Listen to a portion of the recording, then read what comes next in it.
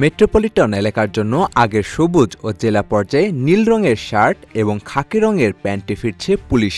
স্বরাষ্ট্র মন্ত্রণালয় পুলিশের পোশাক পরিবর্তনের সিদ্ধান্ত নিয়েছে বলে জানিয়েছেন স্বরাষ্ট্রমন্ত্রী সালাউদ্দিন আহমদ। তবে তিনি জানান, কাপড় উৎপাদন ও প্রস্তুতির জন্য কিছুটা সময় লাগবে। ৪ মে রোহিঙ্গাদের সমন্বয়, ব্যবস্থাপনা ও আইনশৃঙ্খলা সম্পর্কিত জাতীয় কমিটির প্রথম সভা শেষে তিনি কথা জানান। তিনি বলেন, পুলিশের বিদ্যমান পোশাক মানানসই হয়নি।